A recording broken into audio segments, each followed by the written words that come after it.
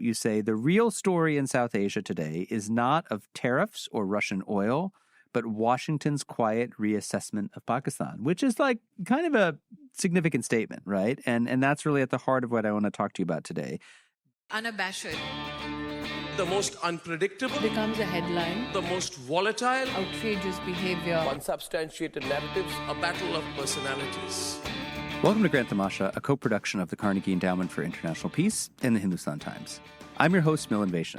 One of the most surprising developments in Washington, if you're a South Asia watcher, is the surprising turn in U.S. Pakistan relations. Having largely sidelined Pakistan over the past decade or more, the current U.S. administration has courted Pakistan with an enthusiasm that has caught many analysts off guard.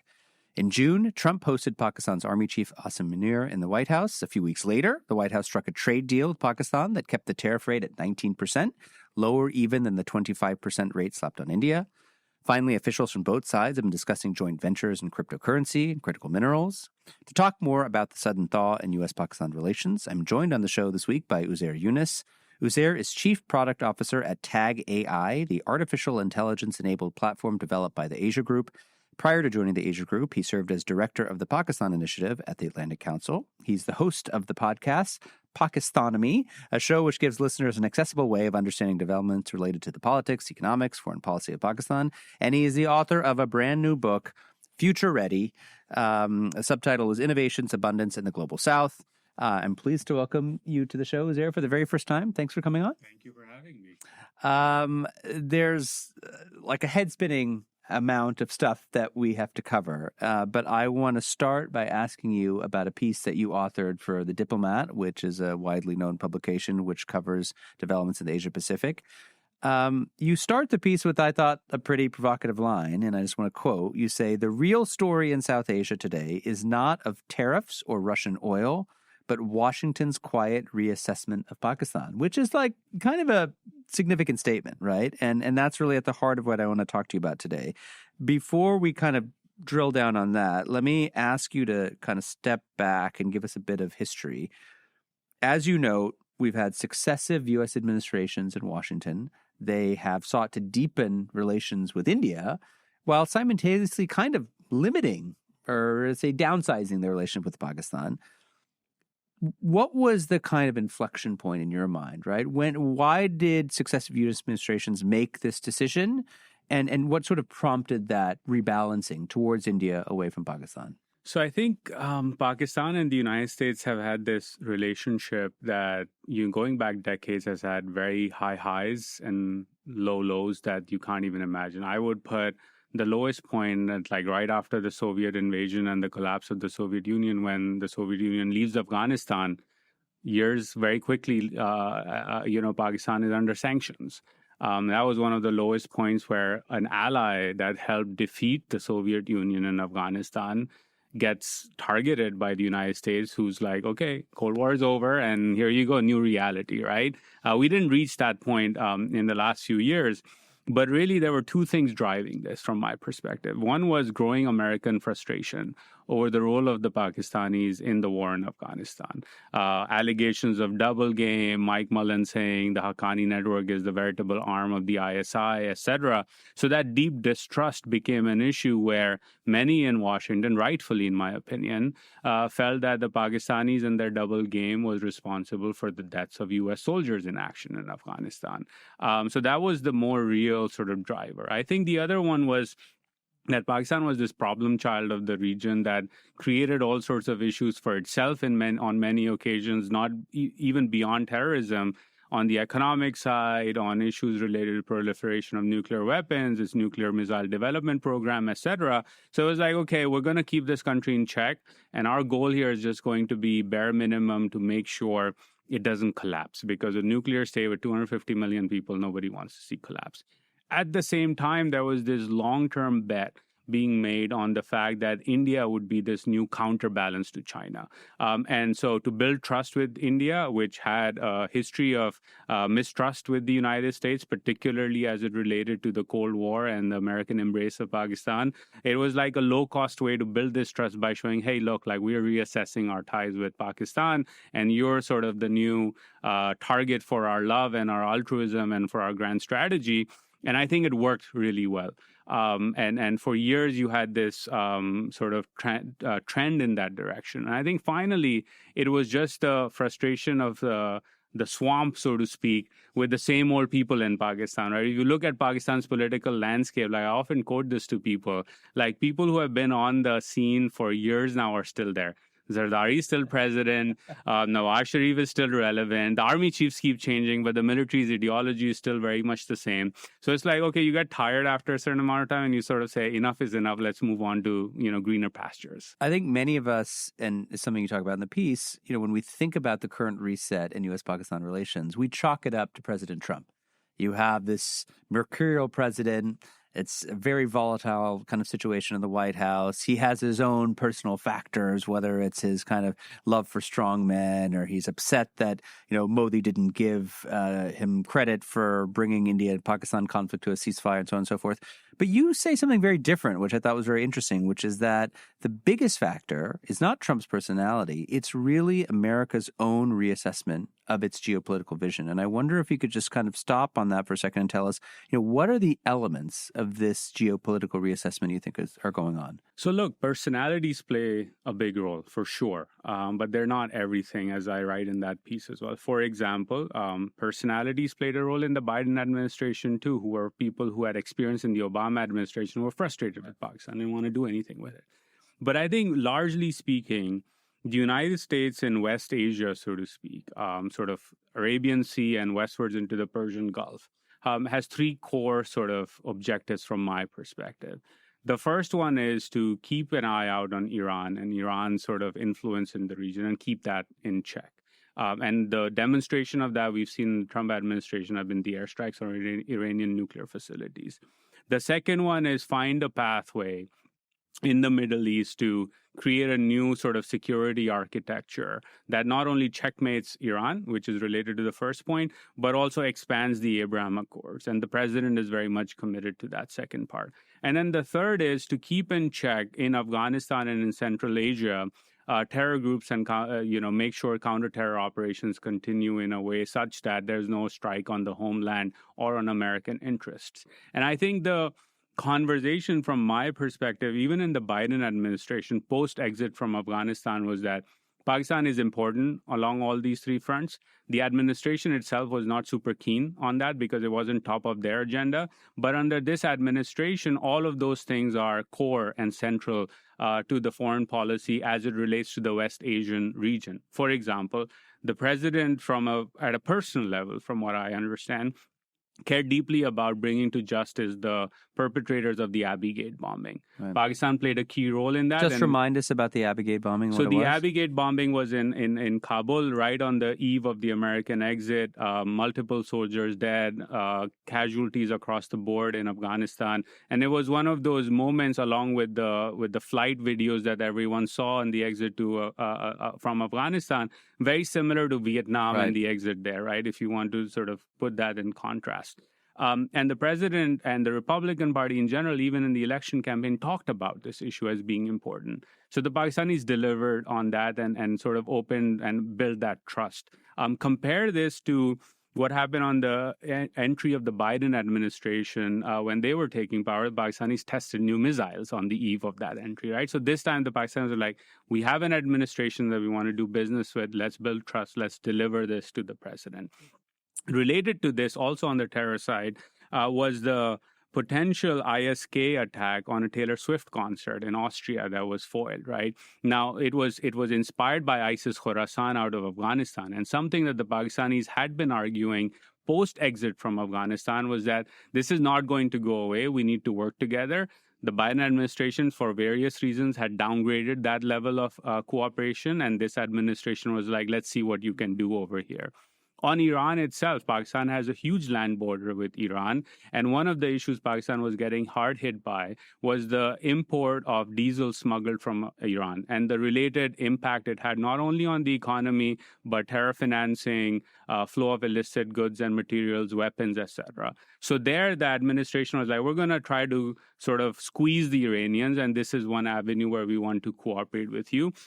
And then broadly speaking, finally, on the Middle Eastern idea, Pakistan is not going to go join the Abraham Accords 2.0 from my perspective anytime soon. I think Saudi Arabia has to move first in that perspective. But at the same time, the new architecture being made in places like Syria, Pakistan is playing already an important role. So just a few weeks ago, there was a Syrian intel delegation in Pakistan to rekindle some of the old ties. Historically, for your audience, Pakistan has played a key role in working with the air forces of Syria and Jordan historically, and Iraq in the old days as well. So that role in terms of Turkey and Saudi Arabia trying to find a way to coexist in the new Middle East, Pakistan is a trusted advisor or player for both of these countries. And so that role is something, from my understanding, the United States wants to see Pakistan sort of step into and play a role in that new security architecture. And I think all of those things mean that there are things that the Pakistanis can offer to this administration that perhaps are far more valuable than they were viewed from the perspective of the previous administration. So, in addition to those factors, your piece outlines one other thing, and I want to ask you about this because it gets a lot of attention here in Washington, which is this idea of critical minerals and the deposits which exist in Pakistan. We know from what this administration has said that securing the supply of rare earth critical minerals is a top priority. This administration cares a lot about it. In the piece, you write that, one of the things which worries policymakers in Washington is that they don't want a Chinese flag to fly over these critical mineral assets which reside in Pakistan. But at the same time, we're seeing a Trump administration that is, by cooling off on India, it seems to also be saying, we don't really value India as much as a potential democratic bulwark against a rising China. So I'm wondering, how do you square the two? Because on the one, it seems a very clear kind of China containment policy. On the other hand, you're kind of pushing India closer towards a Chinese embrace? No, that's a great question. So on the critical minerals side, right, in Pakistan, in this place called the Reko Diq mine, it's one of the world's largest undeveloped copper and gold mines that is left on Earth. It's been a long case that was fought for a number of years in international arbitration for policy reasons that we don't need to get into. But under the last Army Chief, General Bajwa, and Imran Khan, when he was Prime Minister, they settled the case. And that meant that Barrick Gold, a Canadian company, was back in business in Pakistan and was investing or beginning to develop this mine. Now, from the American perspective, the fear was that the Chinese will take over this mine and then link logistics into Gwadar or potentially into Karachi, build that infrastructure around it, not only control critical minerals, but then their economic role near Gwadar would be centralized as well. And the next step then would be naval presence. And that's the big fear that American policymakers have, is that they don't want Chinese military capabilities on the Gwadar seaport. The Pakistanis, for whatever they could, have been trying to very clearly say that they don't want that to happen either. And one development that happened a number of months ago was when the United States' ambassador, Ambassador Bloom, went to Gwadar and gave a speech there. And that was like a big moment where the Pakistanis credibly were trying to signal that this is open for everybody and only for commercial purposes. And so when Barrick starts developing this mine, all of a sudden, this interest is there from the United States, and they want to see, okay, are you going to walk the walk, Islamabad and Rawalpindi? Do you really mean this this time around? And so you saw, for example, the IFC and the World Bank start announcing financing packages for this mine. You saw a deal between Barrick and a Finnish power provider that was announced. You saw Barrick put forward a $400 million contract for mining equipment through Komatsu. But the interesting part of that announcement was that 4 factories in the world will produce this equipment. 3 of them are in America, Red America, Republican America, right? So now all of a sudden there's a potential DFC financing angle to this, and the ADB is also now taking an interest in the logistics around this mine. I should mention the DFC is the U.S. Development Finance Corporation. Exactly. So that is the entity through which we can back these kinds of projects through credits and loans and so on. Exactly. So all of a sudden, and this was confirmed then in an earnings call by the Barrick CEO a few weeks ago, where he said, we're looking to build together or bring together a G7 financing package for this mine. So clearly the Pakistanis are willing to sort of, walk this talk that they've talked about on critical minerals. And the core argument they have is we want to be open to business, and we want to be open to business to the West as much as to the Chinese. And that's point number one.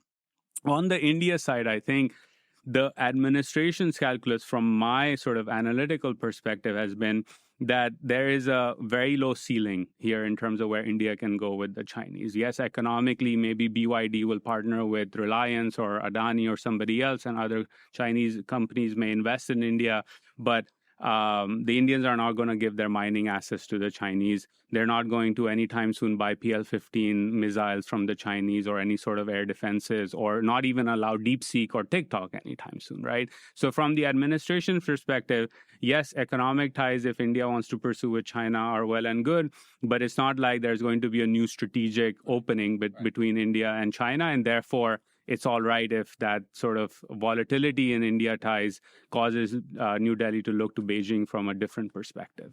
I mean, we talked a minute ago about how personalities aren't everything, but they are something, right? And you do acknowledge that personal factors play a role. Like, we know there are connections between Trump's children in Pakistan. There's a common interest in development of cryptocurrencies. What do you think are some of the kind of unseen or behind the scenes factors which may have led these two countries to kind of rethinking their relationship?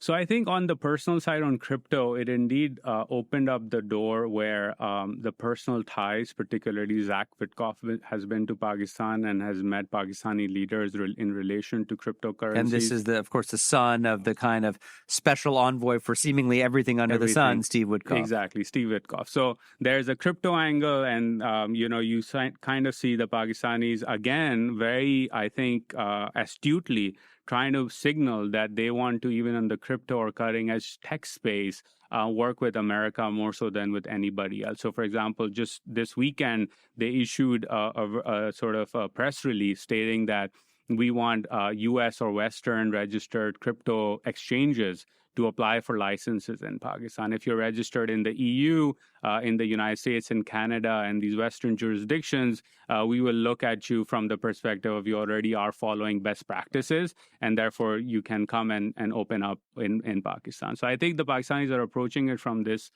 perspective. And that personal connection, I think, allowed sort of Pakistan and its policymakers to override the base case skepticism that exists in Washington, D.C. when it comes to Pakistan. And I think they played that card really well from my perspective. But I think that just focusing on that is sort of too simplistic an explanation. And I think the other thing the Pakistanis also did very carefully and very sort of astutely in the run-up to all of this was that they took very seriously what the downside of a Trump administration could be for regime stability in Pakistan. So just to backtrack a bit, prior to elections, there was an entire series of lobbying campaigns by the Tehreek-e-Insaf, Imran Khan's party, Imran Khan, who's in jail right now, to try and win over the Trump administration such that he would tweet about them and sort of make this a bilateral issue, right? I think that forced the Pakistanis to very quickly and very seriously look at the inner circle of the Trump administration and find avenues not only to connect economically on crypto or other things, but also to understand what would they want at a strategic level from Pakistan and what can we give. And I think they played those cards. Because, you would see occasionally, like every few days or weeks, a kind of random member of Congress from the Republican Party tweet something like free Imran Khan, right? And so there was clearly that effort underway. Getting just to the India-Pakistan bit for a second, one of the lines you had in the piece, which that was really intriguing, which I have not heard other people talk about, is that you had this recent conflict between India and Pakistan. In India, it's been referred to as Operation Sindoor, and that you believe that may have changed Washington's assessment of each country's relative military capabilities. What do you think the U.S. sort of took away from this recent conflict in terms of reassessing, what Pakistan is capable vis-a-vis India? So I think if you look at sort of the large conflicts that have played out over the last few years, let's start with Azerbaijan, Armenia, Russia, Ukraine, Israel, and the Middle East, and Israel and Iran in particular, or now Israel and Qatar.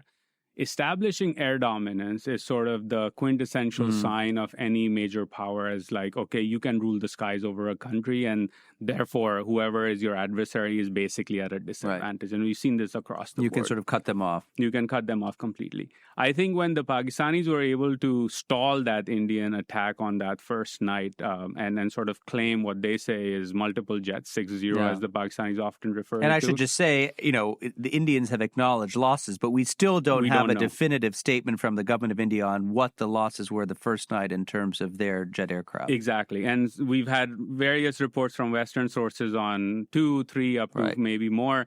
The president has talked about this of like jets coming crashing from the sky, etc. So I think that meant that, okay, this near bankrupt country, dysfunctional, whose politics are completely broken, still has the wherewithal and the technological capabilities and the doctrine and the humanware capabilities, right? This is not just about equipment, and we can get to that in a minute, can sort of combat effectively was the first one. And so I think that led to a reassessment of, hang on a minute, like there's something here that we kind of had forgotten about because of all the various dysfunctions Pakistan has. On the Indian side, I think the reassessment was that if India is to emerge as a net security provider in the Indian Ocean region or in the Indo-Pacific writ large, it has to build a maritime capability. However, if India continues to be bogged down in the Himalayas, as I refer to it, either on the line of control with Pakistan or the line of actual control with China, it's not going to be able to invest as much as we would like as the United States in this maritime capabilities. And therefore, the bet on it emerging as a net security provider has to be reassessed. And I think that's what this conflict did from my perspective. And it put in place sort of this calculus that is very like based in realism, right? That says, okay, you're going to be bogged down in the Himalayas. The Chinese already are a near peer competitor from in terms of the United States. And therefore, the United States now all of a sudden has to invest a whole lot more than perhaps we envisioned in Indian capabilities such that it can achieve the role we want it to achieve. And I think that sort of led to a reassessment of saying, hang on a minute, like let's take a look at this conflict. And the big takeaway being, you're going to be bogged down in the north, and we as the United States actually want you to get out of this. And I think this is also where the American ask of normalizing relations or talking to Pakistan that they've been encouraging New Delhi to do, Secretary Rubio did that in his tweet himself, is coming from. And I think that has caused all sorts of issues in the relationship with India and the United States. But the United States' ask is based on its own understanding of its interest, where it doesn't want India to be bogged down in the mountains. I mean, it also, I think, is further proved by the fact that you have an ambassador nominee for India, Sergio Gore, who runs presidential personnel, who's also been given, if confirmed, the dual hat of being special envoy for South Asia, right? I mean, which is a signal that his remit may extend beyond just a simple bilateral relationship. Just to kind of go back to Sindoor for a second, you don't touch upon this in the piece, but I'm just curious if you have views on it. The chief of defense staff in India has come out very clearly in saying, when we were fighting Pakistan on the battlefield during that very short but very intense conflict, we weren't just fighting Pakistan. We were actually fighting two adversaries simultaneously, Pakistan and China. The extent, not just, of course, of, we know about the arms relationship, but in terms of intelligence, in terms of, GPS tracking, the two were really lashed up. Is that your sense from a Pakistani perspective, that there was this very unique, intense collaboration in real time between China and Pakistan on the battlefield?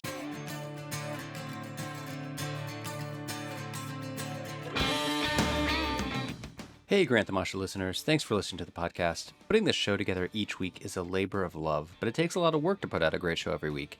If you'd like to support the work we do at Grant the Masha, please visit ceip.org/donate. Don't forget to subscribe to us on Apple Podcasts, Google Podcasts, Spotify, or on your favorite podcasting platform, so you'll be the first to know when a new episode rolls out. So the Pakistanis have maintained that, yes, they have a very strategic military relationship with China, but the support, as has been covered in Indian press primarily, was nowhere near what they're saying. Was overblown. It was completely overblown. And yes, Pakistan works off of the Baidu system, and that gives them some ability of GPS tracking and satellite imagery, etc. But what the Air Force in Pakistan claims is that they've taken Chinese technology, but the investments on software, on integration of sensors, on building the doctrine, and most importantly, from my perspective, training the pilots in a particular way of warfare is all domestic.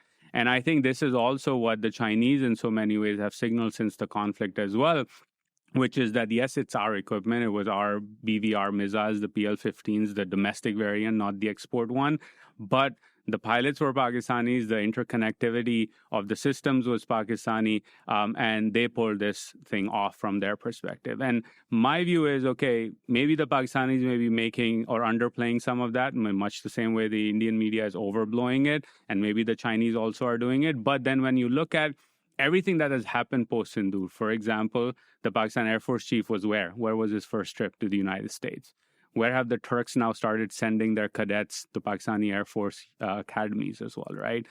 Who are the Middle Easterners talking about in terms of defensive maneuvers in the air? It's the Pakistanis, right? So in all of these cases, like I think it is, yes, Chinese equipment and technology, and this was a coming out party for China's planes and their missiles, but the humanware and the integration part of it is indigenous in Pakistan, and the Air Force has invested a whole lot over the last decade or so in building this capacity. You know, just to stick on this for another moment, you have sensed that there is a feeling in Islamabad, if not Rawalpindi as well, that, you know, there's a newfound willingness to engage with New Delhi and the Modi government, but that sentiment hasn't been reciprocated from the Indian standpoint. Now, of course, if you go to New Delhi and you talk to policymakers there, they say, look, go back to 2014. You had a new prime minister in Modi. He invited all of the SAARC, South Asian regional heads of state, to his inauguration.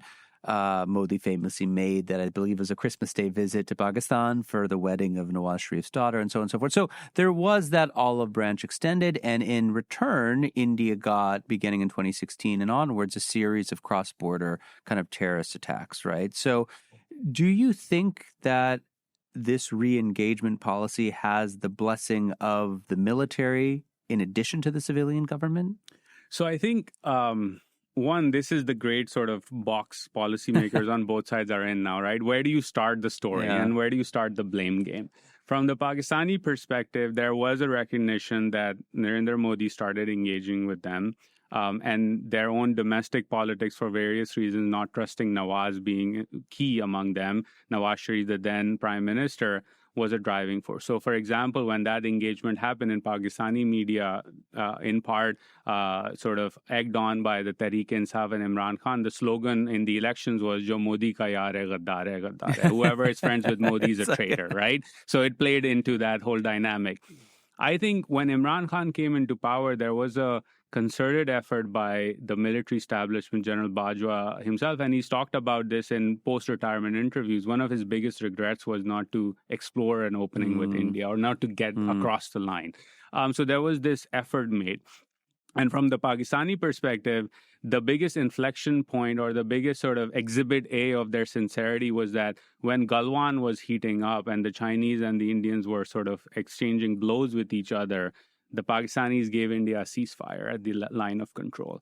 And by the way, that ceasefire still holds to this day. And so the Pakistanis were like, we don't want to use this opportunity or signal that we want to use this opportunity for our own advantages. In fact, here's a ceasefire. And from their perspective, what they got in return was a growing level of proxy activity in places like Balochistan, assassination campaigns in the Pakistani homeland, multiple people from the Lashkar-e-Taiba, etc., killed and assassinated in Pakistan. And so their conclusion of this was, well, what was a sincere effort to regain and rebuild trust was seen as weakness by New Delhi. And that sense has continued to this day. And so the Pakistani view is, yes, we'll talk about everything, including terrorism, by the way. They're very clear on that. Let's talk terrorism, but terrorism has to include Balochistan and Khyber Pakhtunkhwa and proxy activity there as well. Well, let's talk about trade. Let's talk about rebuilding or normalizing ties through confidence-building measures. And also, let's talk about Kashmir. And I think they're both locked in this dynamic where now there isn't a path forward to unlock any of this from my perspective. But Islamabad and both Pindi are convinced that they have to explore normalization of ties with India if they are to progress. And if Pakistan has to have the space not only to look inwards a bit more, but also look westwards where there's an insurgency growing both in Balochistan and on the border with Afghanistan. But I mean, just to drill down for a second, I mean, the underlying Indian objection to say, we had a series of attacks. You had Uri, you had Patankot, you had Pulwama, Pahalgam. I mean, you could go back even further and talk about the Mumbai attacks. The view from Rawalpindi and Islamabad is there were other violations that were committed on Pakistani homeland by Indians that have led to this tit for tat kind of extra. Is that essentially the kind of That's argument pretty that you much hear? it. And even pre-Pahalgam, right? My timer on sort of what I was beginning to monitor with a heightened risk level of risk in the run-up to Pahalgam was post-Jafar Express attack in Pakistan. For those who don't know, Jafar Express is a train in Balochistan. It was attacked by terrorists in Pakistan weeks before Pahalgam. Primarily women and children and the elderly from families of soldiers were held hostage, and then there was an operation conducted to free these people, right? And the Pakistani military very clearly, days after that attack, said that the BLA was behind this, and the BLA is a proxy. Balochistan Liberation Army is a proxy of India. And so that's their narrative on that side of saying, hey, this is not a one-way street. In fact, you've been conducting terror attacks on Pakistani soil for years as well. I mean, you already touched upon this, but I think it might be good to just kind of reiterate this point.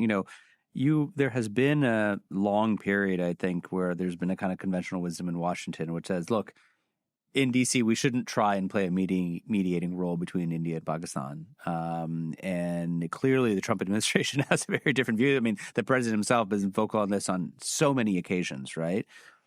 You say that, like, the current thinking in Washington now is that sitting out the India-Pakistan equation is no longer feasible, right? Why is that piece of it no longer feasible? I mean, why is it the conviction of this administration that they have to get involved in somehow bringing this particular conflict to an end? So I think it's driven by this understanding that in particular the president has of building sort of a post-neoliberal order globally, so to speak. And this is connected from, this is why he hosted the Azeris and the Armenians and got that peace deal done. That's why he's pushing on Abraham Accord 2.0 from my perspective, and even Russia, Ukraine, which is the United States has to now start looking inwards, both to its domestic needs, but also the needs of the Western Hemisphere. And therefore, it cannot continue to be drawn into these conflicts around the world that suck its energy out. And in India and Pakistan, not only are these two nuclear powers, but as I laid out, they want and need certain actions from the Pakistanis to look after certain security needs, and they want and need the Indians to look after certain security needs in the region as well. But so long as both sides remain locked with each other over Kashmir and these skirmishes every few years that happen that bring us to the brink of nuclear war, they don't want that. Right. And the president, you could say, okay, he wants a Nobel Peace Prize. And okay, sure, my view on this is that's overplaying it. But even if an American president is trying to make peace deals around the world because he wants a prize selfishly, sure, great. We've had many presidents lie to us and take our country into war in Iraq, etc. Right? So that's a different, better dynamic in my view. But having said that, I think that's the argument that he's trying to make to both sides is you can engage with each other. You can try to normalize relationships. Okay, maybe you don't become friends over the next 5 years or so, but you come up with an understanding of some new rules of the road and start talking to each other. And that allows each party to focus on some of the things that the United States wants them each to focus on. The final point on this and I don't think this is something that goes on in the mind of the president or the administration, but from my perspective, it's also important for both these countries to engage in this dialogue because Indian Punjab, Pakistani Punjab, the Kashmirs, Uttar Pradesh, and Bihar are not going to develop so long as this status quo remains in place. Like India's developmental trajectory has been amazing, but it's primarily been on the back of the South progressing. Indian Punjab is in crisis. All districts are under flood over the last few weeks. Same thing in Pakistan right now.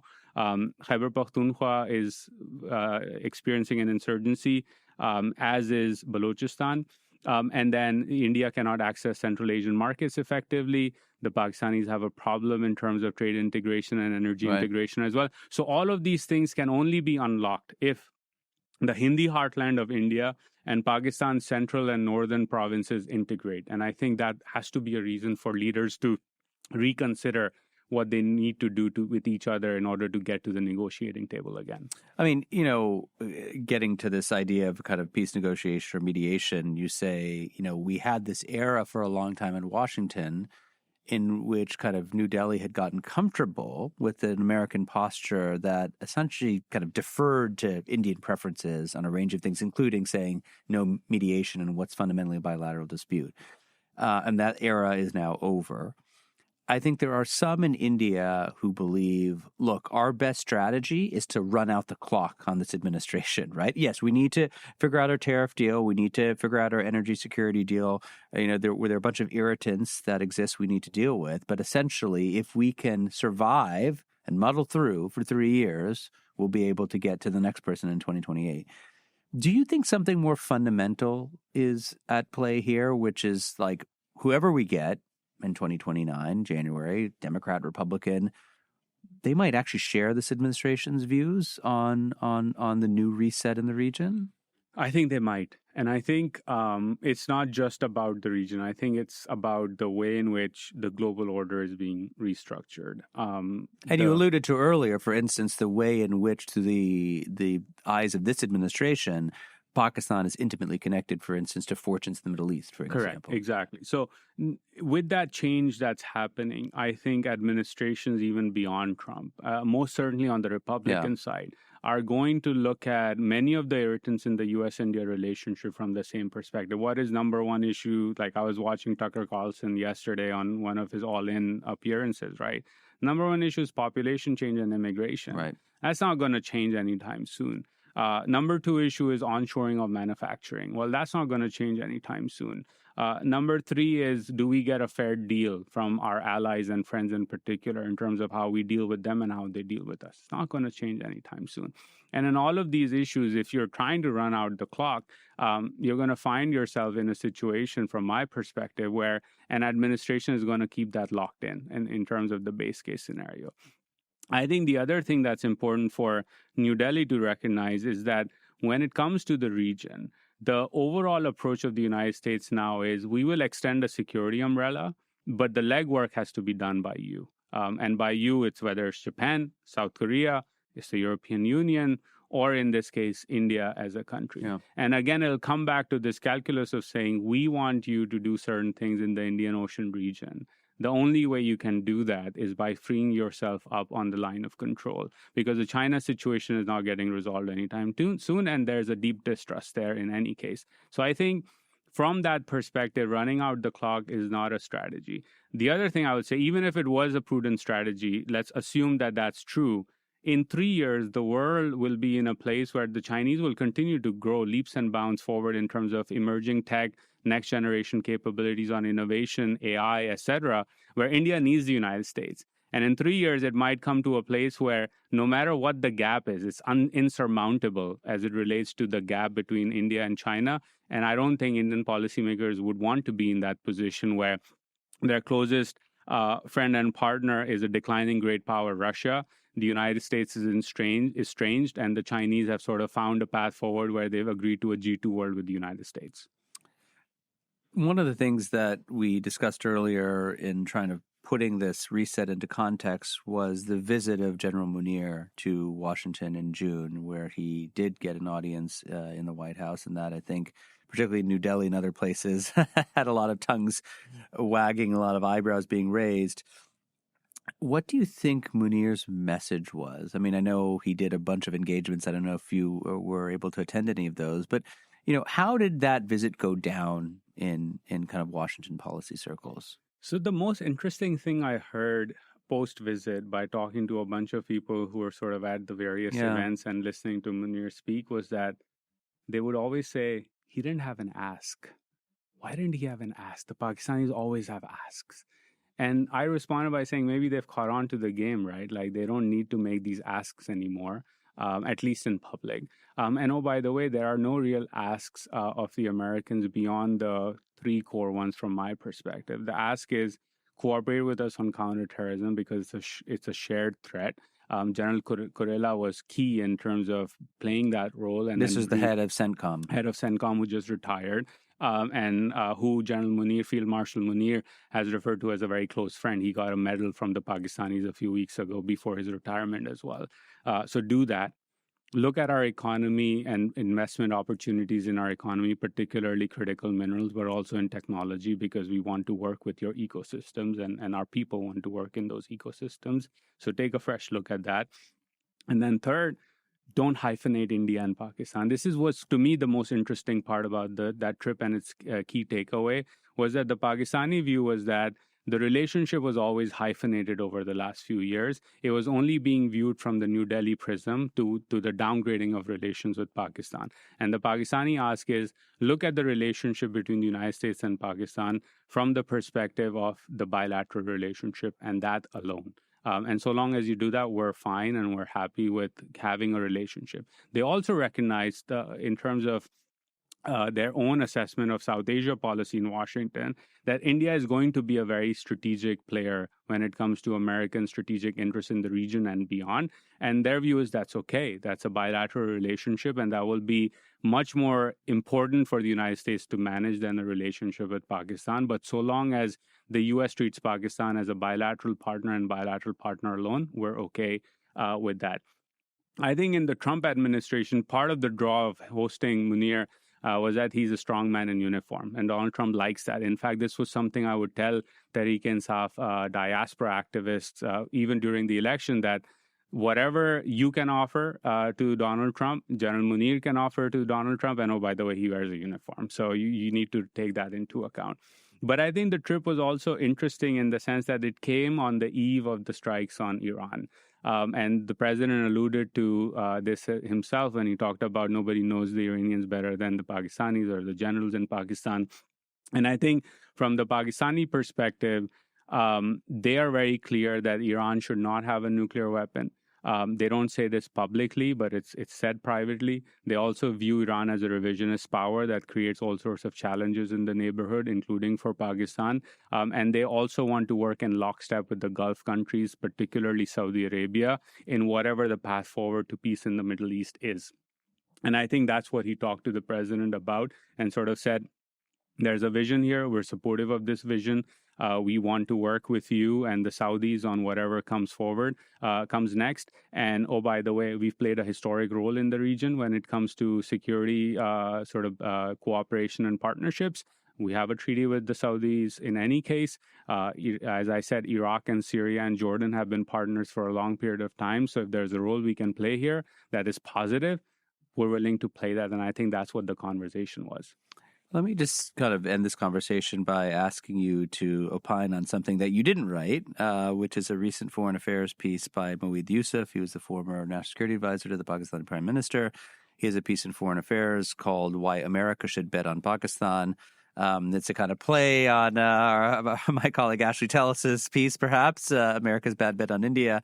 And the subhead to Moeed's piece is a better South Asia policy runs through Islamabad. And one of the arguments that he makes is if the U.S. sticks with a kind of India-centric policy in the region, it could lose not just Pakistan, but all of South Asia in the years ahead.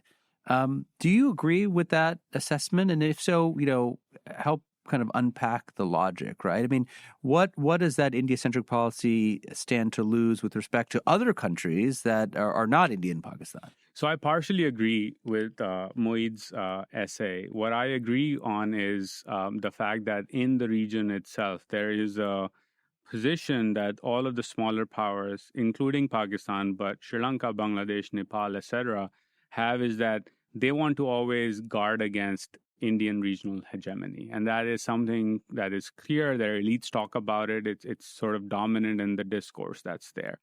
What that means is in a situation where the United States sort of downranks its own interests and gives precedence to Indian interests in the region, which is something that many policymakers, former policymakers in Washington have openly written about.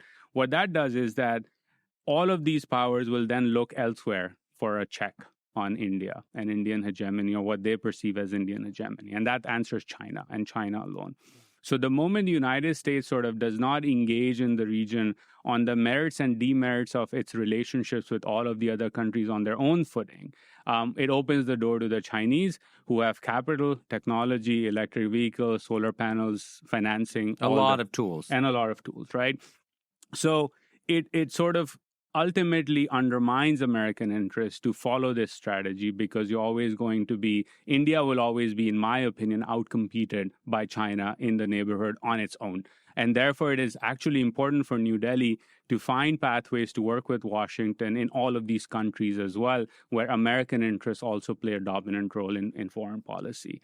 Where I disagree with Moeed is that I don't think this pathway runs through Islamabad or through New Delhi alone. I think this pathway runs through both these places in a way that America plays the role of saying, hey, both of you need to work together. It's in your interest. It's something we want in our interest. And oh, by the way, I think the Chinese will also sign up for something like this. So the bet on Pakistan, I don't think, has to be made in the way Moeed is talking about from an American policy perspective.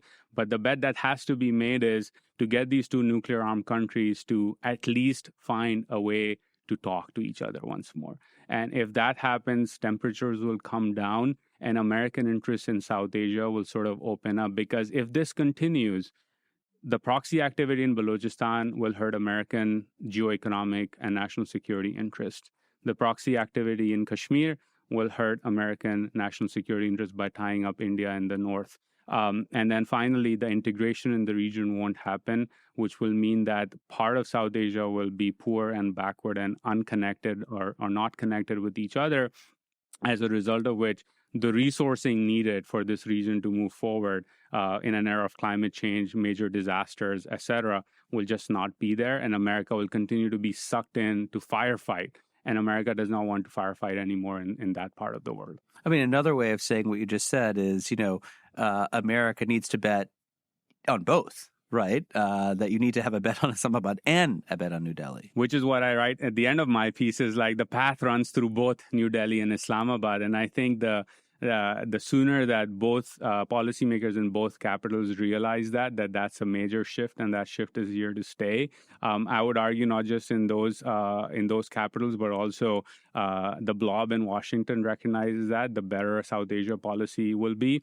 Because if we don't sort of evolve the policy framework for this new emerging world order, we will find ourselves as American policymakers continuing to be sucked in at a nuclear flashpoint and then be frustrated at why progress isn't being made. But if we help solve this problem in a way that there's some normalization, not solve Kashmir, just some normalization, it pays a lot of dividends for American foreign policy.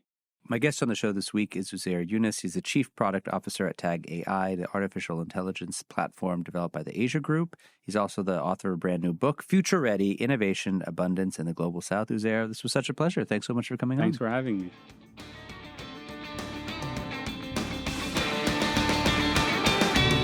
Grant Tamasha is a co-production of the Carnegie Endowment for International Peace and the Hindustan Times.